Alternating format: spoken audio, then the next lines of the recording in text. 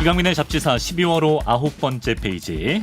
이유는 알 수 없지만, 정말 이유를 알 수 없지만 너튜브 창에 변태 곤충학자라고 치면 이분의 영상이 쭉 뜬다고 합니다.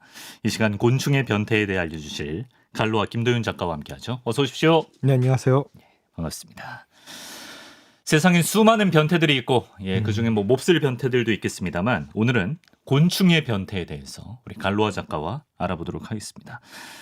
갈로아 작가가 그 프란츠 카프카의 소설 변신의 줄거리를 좀 풀면서 시작하고 싶다고 하셨다던데. 시작하기 전에 저는 당연히 카프카의 변신이 약간 상식인 줄 알았거든요. 최근에 그 친구랑 그 얘기를 하다가 친구도 당연히 상식 아닌가라는 얘기를 하다가 저는 못 읽어봤거든요. 네, 안 읽어본 거죠. 그 친구가 얘기하길 이거 약간 그 오타쿠들 한정이다라고 해가지고 약간 긁혔습니다. 네. 그쪽 세계에서는 필독서인가요?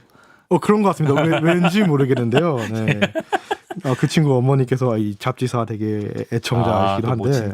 근데 하여튼 이 소설이 그건가요? 바퀴벌레로 변하면 어떡할 거야? 그게 이 소설에서. 그렇죠. 그렇게 약간 어린이용으로 바퀴벌레 약간 합성해서 이크 벌레가 되었어요. 뭐 이런 식으로 약간 패러디되기도 하고 하는데 저 벌레가 되어버린 어떤 소설이기도 하죠. 어떤 내용이냐면요. 어떤 내용이에요? 일단 그 제목 때문에 갖고 있습니다. 제목이 메타몰포시스라는 제목인데요. 일단 뭐 독일어는 다이 막 이런데 저 발음 못하고요. 독일어 발음 어렵죠. 독일어 발음 어려워요. 그 독일어 발음 어려워서 사람들이 놀리잖아요. 예를 들면 그 나비, 한국어 나비, 일본어 초, 그다음에 뭐 영어 butterfly, 독일어 투추막랭 뭐 이래요. 그래요. 진짜 그래서 이제 발음이 어렵습니다. 근데 이제 저희 게스트 중에도 독일어 발음으로 막 놀리는 분들 계세요. 네, 그렇죠. 선모 선생님. 그래서 이제 어려운데 저도 뭐 다이벨 이런데 모르고요. 하여튼 영어로는 The Metamorphosis 이런데요. 이 메타몰포시스가 바로 그 변태입니다. 변태구나 이게. 네, 그 곤충 하면 그 초등학교 3학년 때 변태를 처음 배우는데 변태하면 까르르 하지만 그 변태랑 다르죠. 일단 요 카프카의 변신, 정확히는 변태고요. 어떤 내용이냐면요. 그 주인공 그레고르 잠자라는 친구가 이름이 잠자야? 네, 이름이 잠자예요. 네네. 잠자다가 네, 정말로 아침에 일어나니까는 벌레가 돼 있는 거예요. 이 친구 원래 그냥 웹판원이었는데요. 일어나 보니까 어떤 벌레가 되었고요. 일어나니까 가족들이 기겁을 하죠. 그래서 뭐 가족들이 얘를 뭐 병원에 들어갈 생각도 안 하고 뭣도 안 하고 그냥 웬 이 집에 이 벌레가 있어 하면서 그냥 무시하고 그냥 집에 가둬요. 가족이라는 건 아나요? 가족이라는 건 아는데 그냥 갑자기 그냥 벌레가 되었다기보다는 내 아들이 왜 저런 쓰레기가 되었을까 같은 취급을 하는 거죠. 멸시하면서 그냥 방에 그냥 히키코모리 생활을 하게 놔두죠. 그래가지고 이제 가족과 외면과 소외 속에서 약간 절망을 느끼다가 점점 그러다가 살다가 그냥 죽어버리는 그런 계속 요즘 여기서 계속 스포일러를 하게 되는데 하여튼 그런 내용입니다. 그래서 이제 지금까지 이 책 안 읽었으면 앞으로도 안 읽어요. 네, 그래서 이제 벌레의 변신은 약간 주인공이 느끼는 약간 무가치한 사회적 소외, 벌레라는 약간 취급이 그렇죠. 그래가지고 그런 내용을 담는 소설이 카프카의 소설 변신. 정확히 말하면 변태입니다. 그럼 바퀴벌레라고 특정된 건 아니었나 보네요. 그렇습니다. 이게 그 원문에서는 어떤 벌레로 변신한지 나오지 않습니다. 이거 원판에서 독일어로 제이퍼 뭐 그렇게 돼 있는데요. 저도 발음 잘 못하지만 이게 되게 그 독일어로 되게 부정적인 곤충을 뜻하는 어떤 단어라고 합니다. 그래가지고 해충 느낌인가요? 해충 약간 이런 뜻인데요. 거기도 심지어 막 되게 부정적인 접조도 달고 이렇게 돼서 되게 부정적인 해충을 의미하는데 막 그림책 보면은 바퀴벌레 그냥 그려놨어요. 네, 그림을 바퀴벌레. 네, 그림책 보면 바퀴벌레를 그려놨어요. 그래가지고 이제 사람들이 이제 바퀴벌레를 뭐 생각을 하고 있죠. 근데 실제로 어떤 곤충인지 모른다. 근데 제목이 메타몰포시스. 이게 변태입니다. 그래서 오늘 얘기할 변태를 얘기하면 좋을 것 같습니다. 그렇네. 근데 이제 초등학교 3학년 때 변태를 배워요. 완전 변태, 불완전 변태 하면서 배추이 나비를 켜봅시다 하면서 막 배추이 나비 열정적으로 켜보는 애들도 있고 이런데 맞아. 그렇게 말하면 막 까르륵 완전 변태 까르륵 이러거든요. 네, 근데 이제 뭐 상변태 이런 것도 있어요. 상변태, 변태, 상태 변태인가? 그렇죠. 네, 근데 이제 그 변태는 아니죠, 그렇죠? 몸이 바뀌는 그런 거죠, 네. 맞아요. 그러면 그 변태 종류를 하나씩 변태 종류를 알아보면 좋을 것 같은데 일단 그 탈피의 개념이 핵심 아닙니까? 그렇죠. 변태는 이제 몸이 바뀌는 건데 곤충은 탈피를 하서 변태를 하죠. 그러니까는 곤충은 단단한 그렇기 때문에 성장하려면 탈피를 해야 돼요. 네. 이 과정은 다양한 호르몬에 의해서 조절이 되는데요. 네. 예를 들면 이제 곤충의 탈피하는 과정 되게 유명하죠. 우리는 뭐 특히 여름에 이제 매미 껍데기를 많이 보게 되죠. 아, 이제 그렇지. 매미 껍데기가 이제 그 곤충의 탈피에 되게 우리의 주변에서 볼 수 있는 어떤 탈피의 흔적들인데요. 예, 예. 그 이제 그 껍데기를 이제 까고 나오려면 이제 많은 그 과정이 있어야 되는데요. 네. 이게 그 많은 동물들을 일단 탈피를 합니다. 특히 예를 들면은 그 곤충은 절지동물에 속하는데요. 절지동물 중에 가장 원시적인 네. 그 동물 중에 오늘날 멸종한 삼엽충이 있었는데요. 삼엽충. 삼엽충도 탈피를 했어요.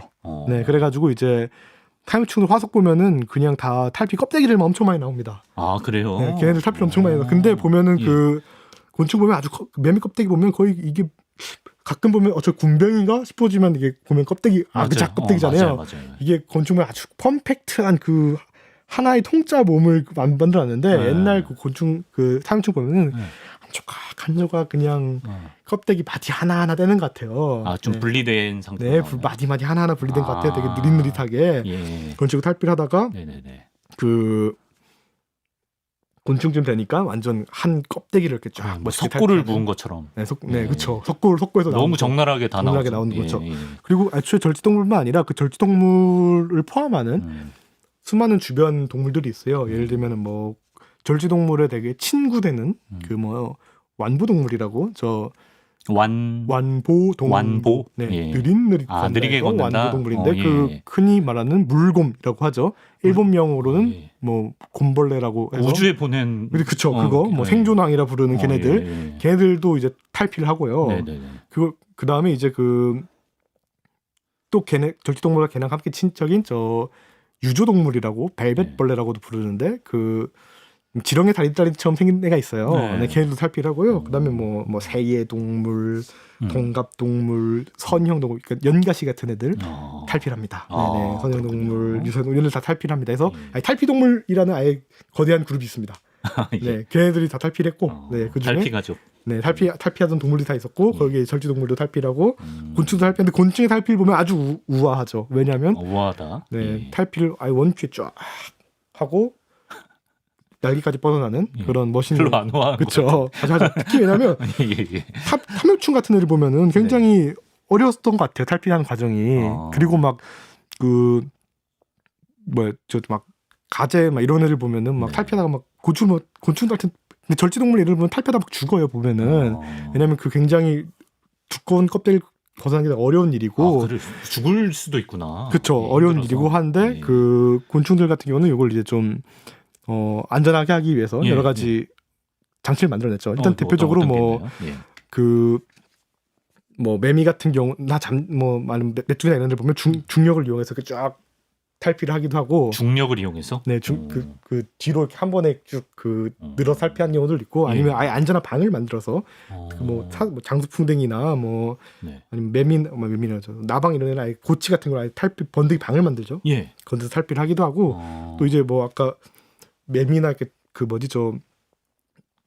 여치 같은 애는 여치. 중력을 이용해서 쭉 뻗어나가기도 하지만은 네. 나방 같은 애를 보면은 막 어깨에 약간 패드 같은 게 있어가지고 네. 그 탈피할 때 약간 어깨에 이렇게 해서 걸어 나옵니다. 약간 걸어 나오듯이 네, 이렇게 탈피를 합니다. 네, 잘 걸어 나온 어깨로 어깨로 걸어 나오듯이 약간 그 짱구에서 엉덩이로 걷듯이 네, 어깨로 이렇게 걸어 나오게 하듯이 네, 나름 그 방법이 있습니다. 점차 벗으면서 나오는 네, 거예요. 벗으면서 나오는 거예요. 네, 벗어 나오는 거죠. 네. 유연하시네. 네. 물론 뱀 탈피하는 거 보면은 네. 걔네로 나름 이렇게 나무 잘 이렇게 밀어서 여러 가지 방법 탈피를 하죠. 뱀 같은 거 보면 하여튼 곤충도 저마다 나름의 방법을 탈피를 하고요. 그걸 안전하기 위해서 저마다 다양한 방법으로 이용해서 탈피를 하죠. 야, 그렇군요. 우아하게 탈피하는 곤충들이었고요. 그렇죠.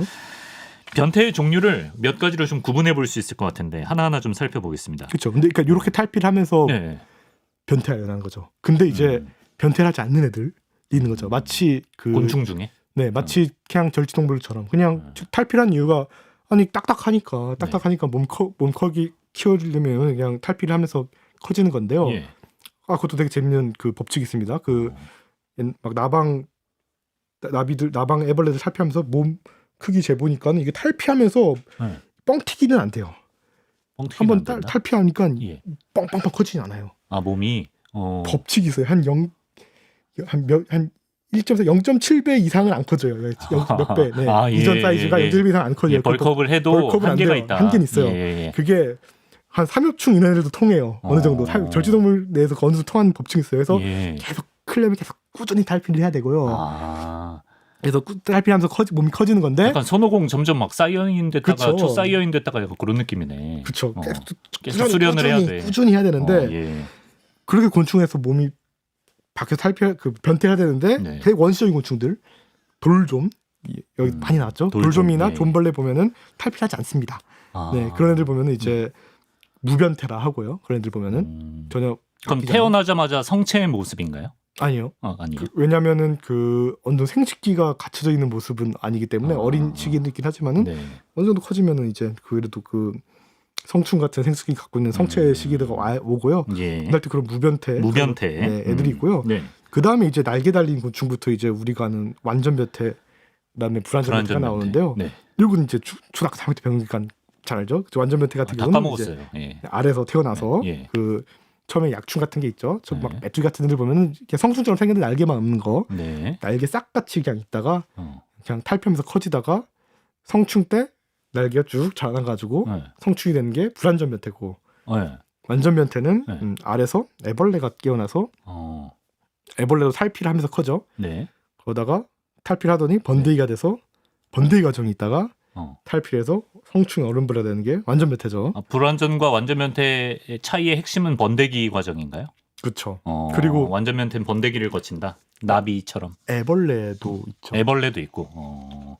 채터피 단데기 버터플로 간다. 그렇죠. 그리고 그 불완전 변태는 그냥 날개만 없다가 날개 생기는 거죠. 날개만 없다가 날개만 생기는 게 불완전 변태. 그렇죠. 무변태 곤충은 애초에 날개도 없었으니까 그냥 쭉 하는 거고. 재밌는 게 그래서 보면 애벌레 단계는 어디서 왔을까? 곤충 진화해서. 언제부터 애벌레라는 게. 그쵸. 맨 처음에 그 좀벌레들 보면은 그냥 쭉 탈피하면서 왔단 말이에요. 여기서 완전 불완전 변태 등장한 날개 싹 생겼다, 날개 커진 거 오케이예요. 날개 커진 거 알겠어요. 근데 이제 갑자기 벌부터 갑자기 애벌레라는 말도 안 되게 생기는, 이건 새로운 패러다임인 그쵸? 거죠. 갑자기 꼬물꼬물하고 이런 애가 생겨가지고 다니다가 얘가 갑자기 번데기라는 게 되다가 혁신이야, 혁신. 이런 혁신이 어디서 나왔지라는 생각이 있단 말이에요. 답이 있나요? 답이 없는데요. 여기 가설이 있습니다. 가설. 일단 제일 어이없는 가설 하나는 이상한 할아버지가 예전에 이상한 할아버지가 요새에 있었나? 이상한 할아버지는 뭐예요? 그 할아버지는 그냥 굉장히 수식어가 이상한 할아버지인가요? 나이 80 넘으신 할아버지가 미국에 굉장히 명망 있는 저 미국 과학 저널에 석탄기 3억 년 전에 저 바퀴벌레랑 그다음에 아까 말씀드린 되게 절지동물의 친척 있대잖아요. 유주동물 벨벳벌레 걔네랑 교잡을 해가지고 교잡을 해서 애벌레 단계가 돼 있는 완전 변태 곤충이 탄생했다라는 논문을 내가지고 사람들이 이게 먹니? 이게 뭐지?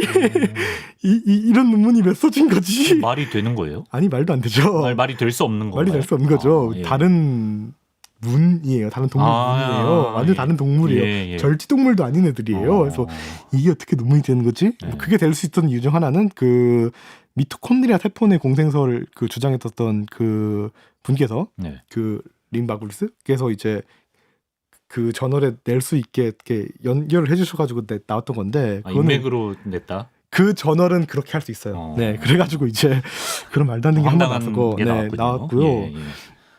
그게 아니라면 다른 가설. 애벌레가 그냥 되게 미성숙한 배아가 태어나가지고 그냥 이게 막 자라면서 그냥 성장에만 집중한 거죠. 성장 집중하다가 약충으로서 깜빡 탈피를 하면은 그게 번데기가 되고 그러다가 다시 한번 탈피하면 성충이 되는. 그러니까는 약충이 번데기인 거죠. 그렇게 생각할 게 하나 있었고 또 하나는 그럴 수 있겠다. 하나는 그냥 여태까지 약충 잘 나와서 번데기까지 갔다가 약충해서 쭉 가다가 어른벌레 됐잖아요. 날개 생겨서 그 약충이 사실 그 애벌레 맞고 보면 호르몬이 비슷해. 아. 모든 사실 생리 과정이 사실 뭐 어. 사실 차이가 없어. 어. 그 약충이 애벌레 맞아. 예. 형태가 아주 잘 그냥 바뀐 거일 뿐이야. 예. 어떤 분을 묘사하는지 모르겠지만 네네. 아무튼 그런 주장. 약충이 애벌레 맞고 예. 애벌레 맞고 네네. 네. 애벌레 맞고 그 번데기는 그냥 그 마지막 약충이고 마지막 약충이고 그냥 운동성이 되게 떨어지는 것뿐이고 형태는 달라 보이지만 네, 같은 패턴이다. 같은 패턴이다. 네, 뭐 이런 식으로 할 만하지만 뭐 합의된 건 없어요, 딱히. 네. 뭐 여러 가지 애벌레라는 개념은 어떻게 탄생하게 되었는가에 그쵸. 대한 여러 가지 가설. 거예요. 네. 예. 왜냐하면 여태까지 그게 없었으니까요. 네. 예. 캐터필러 되게 재밌는 거죠. 라바. 네. 그렇죠. 재밌는 거죠. 네. 하여튼 네. 그 이렇게 불완전 변태, 완전 변태가 나뉘어져 있고요. 있다. 예. 불완전 변태 곤충은 뭐 예시를 좀 들어보자면 네. 되게 뭐 익숙한 곤충 잠자리, 하루살이 같은 되게 잠자리. 원시적인 고시류부터 해서 뭐 우리가 아는 많은 곤충 메뚜기, 바퀴벌레, 씹는 뭐 대벌레, 강도래, 그다음에 뭐 빠른 일본가 노린재, 다듬이벌레가 가장 마지막이고요. 그다음 이런 곤충이 있습니다. 민벌레, 집게벌레, 오만 곤충이 다 있습니다. 예. 그리고 이제 뭐 몇날 멸종한 곤충 중에 뭐 고망시류 막 이런 애들이 있고요. 하여튼 그 애들 보면은 오늘 애들 보면 날개싹이 이렇게 그 컴팩트하게 배에 있다가 쭉 크다가 탈피 한번 하면 날개싹을 쫙 펼쳐요. 그 날개 싹이라 그러는구나. 처음에 싹이 돋아난 거. 싹같이 있어가지고 마지막 성충되면은 그 혈액을 쫙 해가지고 그 마치 주사기에 누르듯이 혈액을 날개에 쭉 집중해가지고 쫙 펼치는 거예요. 예. 그리고 생식기도 한 번에 쫙 성숙시키고. 뭔가 멋있어. 그게 마지막 단계거든요. 그 마지막 말리는 게 되게 중요해요. 그 곤충들이 마지막 성충됐을 때 마지막 말리는 게 되게 중요하거든요. 근데 재미있는 중 하나가 파리 중에 파리는 완전 배태긴 하지만 그 눈이 이렇게 그 긴 애들이 있거든요. 이렇게 눈이 가로로 길어요. 귀상어처럼 암수 닭인데요. 수컷이 더 길어요. 그래서 수컷은 암컷은 자기보다 눈이 긴 애를 좋아해요. 네, 자기가 눈이 기면 약간 설레는 거죠. 약간 설레는 키 차이처럼 이렇게 약간 위로 보이면 약간 설레는 것처럼 딱 만났을 때 수컷이 나보다 눈이 더 길다 하면 설레는 거예요. 그래서 그것도 좋아하는 애가 있거든요. 그러면은 얘네가 할 때 근데 번데기가 그렇게 생기지 않았어요. 번데기가 이렇게 되지 않아요. 그냥 파리 번데기 평범하게 생겼거든요. 얘는 그 우하고 나서 입는 힘껏 펌프질해서 이걸 쫙 늘려요. 네, 쫙 늘려야 돼요. 멋진 눈으로 만들기 위해서. 쭉 찢어진 눈으로 가기 위해서. 쫙 굳혀야 됩니다. 네, 그걸 해야 됩니다. 하여튼 성체가 될 때 그 말랑말랑할 때 힘을 줘서 기를 모았다가 잘 굳혀야 됩니다. 네. 물론 그 얼마큼 이미 길이는 유전적으로 정해져 있는데 그 과정이 중요한 거죠. 그러니까 이게 변태 과정이지만 진짜 로봇 변신 같아. 네. 하여튼 그런 과정이 있고요. 그리고 하여튼 불완전 변태가 이런 애도 있고 완전 변태는 아까 말씀드린 벌이 가장 처음이었고요. 그다음에 뭐 그다음에 뭐 풀잠자리, 나비, 뱀잠자리, 나비, 그다음에 뭐 딱정벌레, 부채벌레. 근데 파리도 아까 완전 변태라고. 파리도 번데기가 있나? 네, 파리도 있습니다. 네, 그래서 뭐 그 파리도 아래서 구더기 나왔다가 그 고치가 있구나. 네, 그래가지고 고치 같은 경우로 굉장히 많은 그 버비곤충학에서 예전에 버비곤충 다뤘잖아요. 그 파리 구더기를 보고, 파리 고치를 보고, 그 고치를 이걸 보니 이런 고치가 나오는 걸 보면 이렇겠다. 죽은 지 뭐 2시간 됐구만. 그랬구만 이렇게 나오는 거죠. 그래서 심지어 그 막 공룡 화석 중에 그 막 프로토케라톱스 공룡이 죽었는데 이렇게 막 고치 같은 거 뭐 나오는 것도 있어요. 심지어 파리 고치들이 고치 같은 게 굉장히 잘 남죠. 오히려 왜냐면 구더기나 이런 것들은 막 작아서 문질 때 고치는 딱딱하니까요. 고치가 막 화성을 남을 때도 있어요. 그런 식으로 하여튼 파리도 고치가 있고요. 네.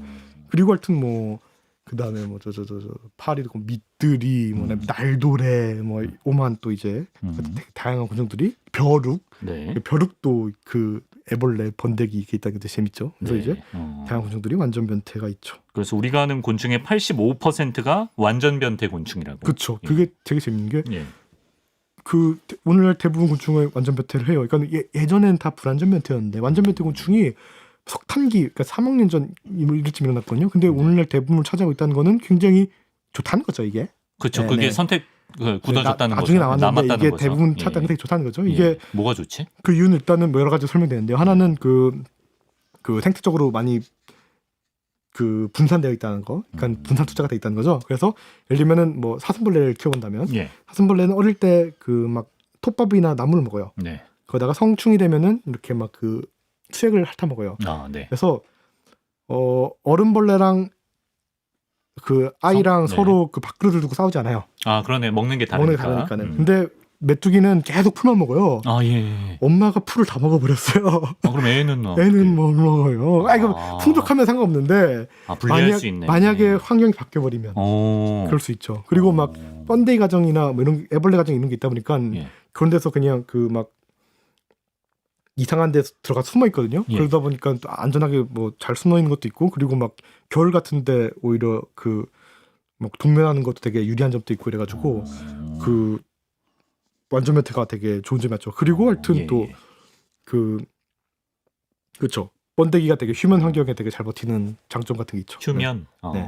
그래서 생존과 번식에 완전 변태 방식이 아주 유리하기 때문에 네. 많이 그렇게 남았다.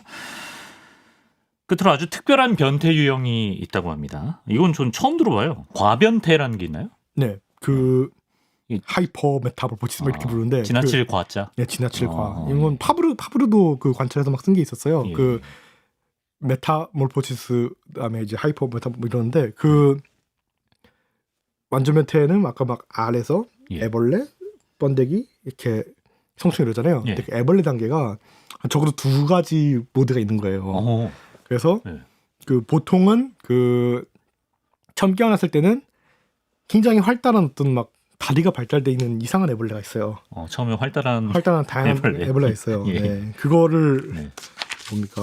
그거를 유동성이 뛰어난 애벌레를 네. 플라니디움이라 불러요. 네. 플라니디움. 네, 그런 애벌레가 있다가 네.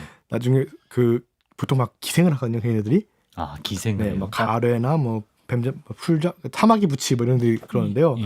기생을 해가지고 기생 숙주를 찾으면은 달려가서 잡다가 다시 한번 탈피하면은 이제 모든 게 태아되는 우리가 아는 그 애벌레가 돼 있어요. 또 2차 애벌레. 2차 애벌레. 네. 예. 그 다음에 이제 기생돼서 파먹다가 네. 번데기가 되고 성충이 되는데 네. 그게 이제 참 여러 단계로 이제 바뀐다 해서 과변태가 되는데요. 네. 그래서 이제 그 초기 유충 같은 경우는 그렇죠. 굉장히 다리가 발달돼서 되게 네. 많이 탐색하고 그다음 두 번째 후기 유충 단계에서는 굉장히 환경에 정착해가지고 이제 막 기생하기 어디에 좋다고 기생을 해요 보통? 여러 가지가 있는데요. 예. 예를 들면 가래 같은 경우는 네. 가래가 그때 우리 뭐 뒷산에서 제일 위험한 친구가 가래라고. 그렇죠. 네. 그렇죠. 그 독이 심해가지고 이러는데 예. 막 파브르 이르삼이 그 가래 막 그 관찰도 하긴 했어요. 이 과변태 모습들을. 예. 가래 같은 경우는 벌에 기생하는데요. 예. 가래의 생활을 보면 딱 그 우리 옛날에 읽었던 그 꽃들에게 희망을 꽃들에게 희망을. 꽃들에게 희망을라는 그 동화책을 기억하시나요? 무수한 애벌레들이 이렇게 올라가가지고 막 가장 위에 올라가려고 막 고군분투하다가 나만 모르나? 한심한 것도 약간 이런 내용이 있거든요. 근데 동화도 곤충 나오는 것만 읽으셨네. 그게 있습니다. 근데 얘네들이 가래가 그 곤충 생물이 새끼를 낳을 때 여러 가지 전략이 있죠. 네. 적게 낳아서 내가 적게 낳아서 얘를 좀 많이 케어할 것인가 인간처럼. 네. 아니면 그냥 개복치 마냥 그냥 수억 많이 낳은 다음에 살아남아라 하든가. 그렇죠. 그런 게 있죠. 예.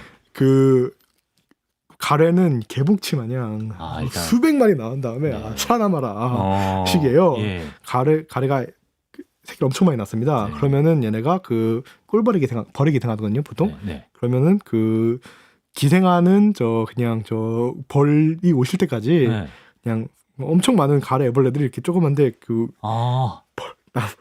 꽃 위로 다 올라가요. 꽃 위로 올라가. 꽃 위로 올라가요. 그래서 꿀벌이 올 때까지. 벌에게 간택받은 하나만. 네.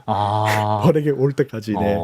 그래서 만약에 벌이 와서 그냥 무지성을 잡는데 벌이 아닐 수도 있죠. 그렇지. 말벌일 수도 있고요. 딱정벌일 수도 있고 물론 벌을 알고 잡을 수도 있어요. 그런 찾는 게 발달되는지 연구는 잘 모르겠습니다. 어쨌든 벌 잡아서 꿀벌한테 가면은 꿀벌 집에 가서 들통나 죽을 수도 있어요. 그래. 네, 쉽지 않다 얘네 삶이. 삶이 쉽지 않아요. 그래서 하여튼 꿀벌에게 붙잡아서 꿀벌 집으로 가서 그 꿀벌 집에서 기생하면서 이제 2차 애벌레로. 2차 애벌레로 돼가지고 이제 꿀벌 집에 나와가지고 사는 거죠. 뭐 그런 애들도 있고 그다음에 이제 그 사마귀 부치 뭐 이런 애도 있거든요. 사마귀 부치. 네. 예. 사마귀 부치 같은 경우는 그 거미에 살거든요. 거미에 기생한다. 네. 그래서 거미줄을 그래서 이제 얘네가 거미에 접근하거나 아니면 거미줄 타가지고 알집 이런 데 들어가서 네, 거기서 파먹어요. 주거 그래서 침입을 하네. 그래도 되게 신기한 게 예. 거미를 좀 아시는 분들은 예. 알집 보고 바로 알아요. 이게 알집이 좀 이상하다. 아. 그래서 이게 그냥 거미 고수들이죠. 거미 고수 신기한 게 저 멀리서도 딱 봐도 거미가 있다는 걸 알아요. 네. 거미가 딱 이렇게 완벽하게 그 카모플 그저 미믹을 하고 있는데 네. 이게 거미들이 눈 안광이 되게 심해요. 예, 예. 그래가지고 멀리서도 그냥 반짝하는 걸 아, 거미 고슬은 네, 네. 그 안광 거미 안광을 네, 본다고. 거미 안광을 봐요. 진짜요. 되게 잘 봐요. 그래서 이제 저기에 뭐 있고 이래요. 예. 저기 한 7마리 있네 이래요. 진짜 신기해요. 진짜 너무 멋있다. 네, 근데 예. 그런 분들 또 재밌는 게 알집 보고도 예. 알집이 다르네? 다르네. 까면은 사마귀 부치도 있어요. 아, 사마귀 부치가 기생하러 왔구나. 네, 안에 기생하고 있습니다. 그래서 이제 하여튼 사마귀 부치들은 거미 알집에 들어가가지고 이렇게 그 기생한 경우가 있어가지고 또 재밌는 경우가 막 멸종한 그냥 백악 화석 중에 막 사마귀 부치가 이름은 사마귀 부치인데 사마귀 부치는 아니고 그 실제 사마귀는 아니고 풀잠자리에 속하거든요. 사마귀는 저 불안전 변태예요. 우리 사마귀를 이제 뭐 심지어 키워보신 분들도 있긴 하지만 사마귀 그냥 아래서 태어났을 때 그냥 사마귀처럼 생겼다가 쭉 크죠. 예. 그러다가 그냥 성충되면 그냥 한 번 탈피하고 두 번 1령, 2령, 3령 됐다가 그냥 바로 성충이 되고 예. 그냥 그렇게 그냥 날개 한번 생겨 끝나죠. 예. 근데 이제 이 사마귀 부치는 풀잠자리예요. 풀잠자리과구나. 그래가지고 이제 심지어 그런 복잡한 과변태요. 예. 다리 내에 있어서 거미 알집에 들어갔다가 한 번 더 탈피해서 그 기생하는 애벌레가 됐다가 다시 번데기가 됐다가 거기서 사마귀 부치가 되고 이런 건데요.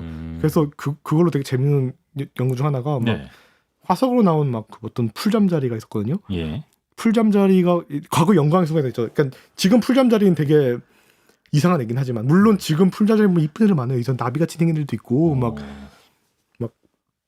말도 안 되게 생긴 애들 많거든요. 근데 그 지금은 뭐 딱정벌레나 뭐 나비나 뭐 이런 애들이 되게 잘 나가고 있지만 공룡 시대 때만 해도 풀잠자리가 잘 나갔단 말이에요. 그 영광의 수만 있었단 말이에요. 파리처럼 파리가 지금 날개가 2장이어서 되게 성공했지만은 파리처럼 날개를 2장을 시도했던 애들이 있고 이랬어요. 그런 애들 보면은 그렇게 생겨낸 애들이었는데 막 유충이 이상하게 생겼어요. 그래서 얘도 그 사마귀 부치처럼 거미줄 타서 거미 사냥했다 뭐 이런 그런 망상을 한다든가 사람들이 다리 구조를 보면 거미줄을 탈 수 있을 것 같아 뭐 이런 식으로 뭐 얘기한다든가 하여튼 그 풀잠자리의 어떤 그 사마귀 부치의 재미있는 그 생활사를 보면서 그런 유출을 하기도 하죠. 네. 예, 좀 상상력을 발휘하게끔 하는 거미고수 한 분 다음에 데리고 나오세요. 네, 너무 만나보고 싶네. 하여튼 또 부치에 대해서 얘기 좀. 그래. 아니 갈로아 작가의 그 닉네임인 갈로아 벌레도 제가 찾아보니까 그쵸. 귀뚜라미 부치라고 한다. 그렇죠. 이게 갈로아가 한 게 이게 그냥 제가 어디 공식으로 쓸 때 그냥 귀뚜라미 부치라 쓰거든요. 왜냐하면 원래 캐나다에서 워커라는 사람이 발견해서 길로 블라타라는 이름을 붙였다가 나중에 일본에서도 발견됐는데 그거를 프랑스 선교사 에든 갈로아가 찾은 거예요. 그래서 그 일본 사람들이 에든 갈로아 상이 발견해서 갈로아 무시 붙였다가 이걸 우리나라에서 번역되니까는 일본어로 가루아 무시라 써서 갈로아 벌레라고 썼는데 또 프랑스 사람이니까는 프랑스 갈로아를 반영하면 이게 혼용돼 있어요. 갈로아 벌레, 갈루아 벌레, 갈로아 벌레, 갈루아 벌레 해결돼 있어요. 그러면 그냥 그 또 다른 정식 명칭 귀뚜라미 부치가 나아요. 그래서 귀뚜라미 부치를 쓰는 거거든요, 저는. 근데 이제 귀뚜라미 부치의 부치가 사마귀 부치도 있고요. 곤충이 뭐 사슴벌레 부치도 있고 부치가 있는 거 많아요. 부치가 뭐야? 부치가 뭐냐면요, 그냥 그건 아닌데 그것처럼 생긴 거거든요. 귀뚜라미 갈로아 벌레는 귀뚜라미가 아니에요. 근데 귀뚜라미처럼 생겼어요. 그래서 귀뚜라미 부치가 되고요. 사마귀 부치는 사마귀가 아닌데 사마귀처럼 생겨서 사마귀처럼 생겨가지고 그냥 사마귀 부치를 쓰는 건데요. 이게 일본어 번역명이에요. 이것도. 부치도? 네. 일본 쪽에서 따로 쓰는 표현이 있는데요. 그거를 그냥 번역하다 보니까 부치가 썼고요. 그래서 막 최근에 뭐 한국곤충학회 이런 데서는 막 옛날 일본 처음에 우리나라 곤충들 이제 국명 붙일 때는 일본 쪽 자료 참고하다 보면서 번역하다 되긴 했지만은 요즘에는 그 부치는 좀 쓰지 말자. 요즘 그래요? 거에는 좀 쓰지 헷갈릴 수 있을 말자. 거예요. 우리 피부치라고 하면 진짜 혈연 관계를 말하는 건데. 그렇죠. 이거 곤충에서 부치가 붙으면 그건 또 아니라는 거. 그것도 아니라는 식이 돼가지고 예. 약간 우리 좀 쓰지 말자 하는데 예. 이게 약간 그 분류마다 그 성향이 있는 게 예를 들면은 그 우리 곤충 부치 쓰긴 하지만 메뚜기 중에 막 어리 써서 뭐 여치인데 여치 아닌 여치가 생겼는데 여치 아닌 뭐 어리 여치 귀뚜라미 같은데 뭐 귀뚜라미 아닌 뭐 어리 귀뚜라미 뭐 이렇게 어리 쓰는 것도 어리? 있고요.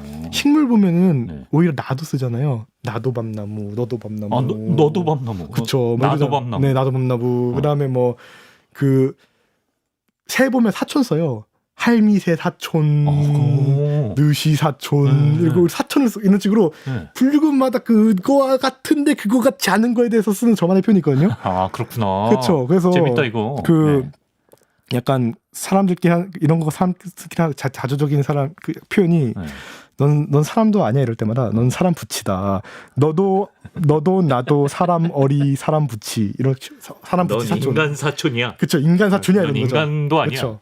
넌 인간도 아니야 이럴 때마다 사람 부치다. 라틴어로 하면 수도 호모 사피엔스인 거죠. 네. 수도 가짜. 그렇죠. 네. 그런 식으로 붙일 수 있는 거죠. 예. 살다 또 이런 잡지식을 제가 습득하게 이게 되네요. 잡지식이죠. 네. 예, 재밌습니다. 예.